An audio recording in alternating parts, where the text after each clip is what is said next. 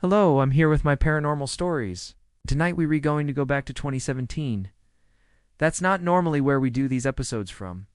Normally we do these things live.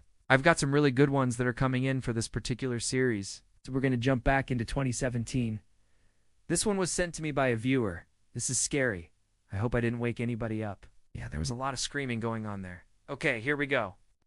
My house has a secret room. I have lived in my house for 4 years now.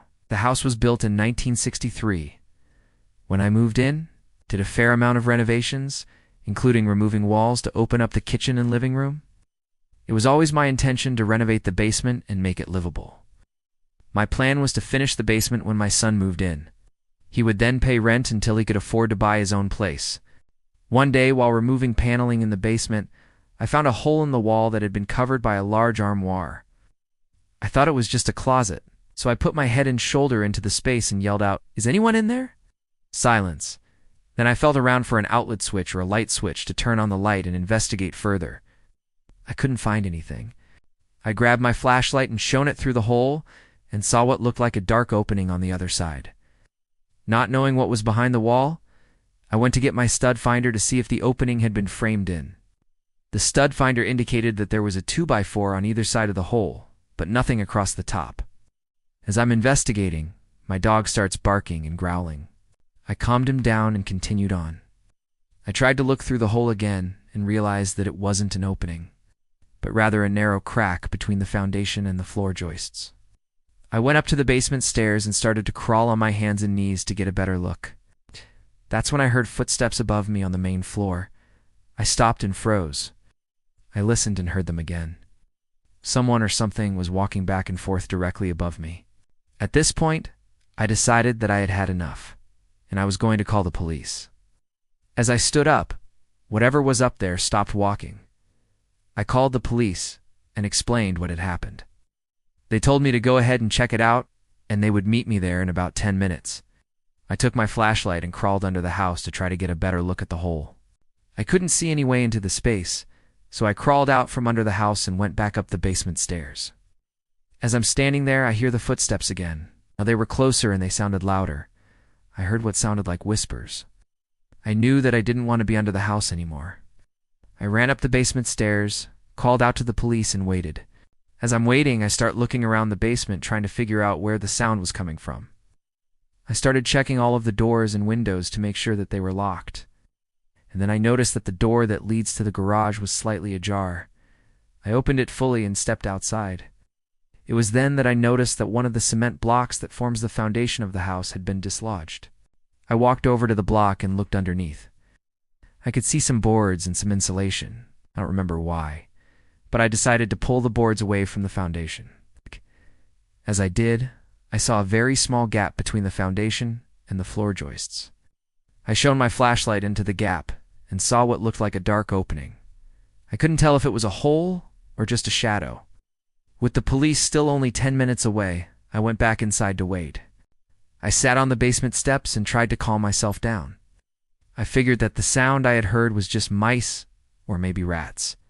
I didn't want to believe that there was someone or something living in the walls of my house. But I couldn't help but wonder. The thought of finding human bones or maybe a dead body kept running through my mind. When the police arrived, they didn't find anything. We checked everywhere. I even let them crawl under the house. They said that they would stop by later in the week to continue the investigation, but I never saw them again. After the police left, I went back to check out the hole again. I still couldn't see into it, and it was still only about the width of a broomstick. But this time, I could feel air moving from inside the wall. I pushed on the boards that covered the opening, and they moved slightly. I pushed on them again, and they came right out. I have no idea how long the crawl space had been sealed off for, but it smelled stale and earthy. I shone my flashlight around and saw a dirt floor and what looked like a pile of clothes in the corner. I got on my hands and knees and crawled into the space. I called out, "Hello? Is anyone in there?" Silence. I could hear my own breathing and my heartbeat. The air was stale, but there was no smell of mildew or rot. The temperature was normal, not cold or damp like I expected. I tried to ignore the feeling that I was being watched and continued on. It wasn't very far to the pile of clothes. As I got closer, I could see that they were old and dirty, but there was nothing unusual about them. I looked around and noticed what appeared to be a crudely made wooden table in the corner. On it were two glass jars. One of the jars had a blue lid, and the other was black. I reached out to pick up the blue jar, and it fell to the ground and shattered. Glass went everywhere. I quickly crawled out of the hole to avoid cuts from the broken glass. I crawled back in to look for the black jar, but it was gone. Now terrified, and with adrenaline pumping through my veins, I got out of the hole and ran upstairs. I paced around the house, yelling for my dog, who was hiding under the bed. I couldn't bring myself to go back into the basement. I called my son and told him to come over immediately. When he arrived, I told him what I had found, and we went down to check it out together. We went back into the basement and into the hole. He checked around and asked me to get the flashlight so that he could look into the pile of clothes. He dug through the clothes and pulled out what looked like men's dress shoes. He also found what looked like an old leather belt. We checked everywhere but couldn't find the black jar. I offered my son money to stay and help me clean it all up, but he declined and left. I ended up taking most of the stuff out, but there was so much dirt that I couldn't take it all out. I figured that whoever had been living in there had probably brought the stuff with them when they left. I filled in the hole and covered it with concrete. I never did finish renovating the basement. It's been for years since I found the secret room, and to this day I do not know what was in the room or who had been living in there, and that's my story.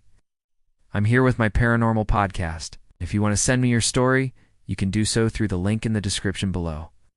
And if you enjoyed this episode, please like and subscribe so you don't miss any future episodes.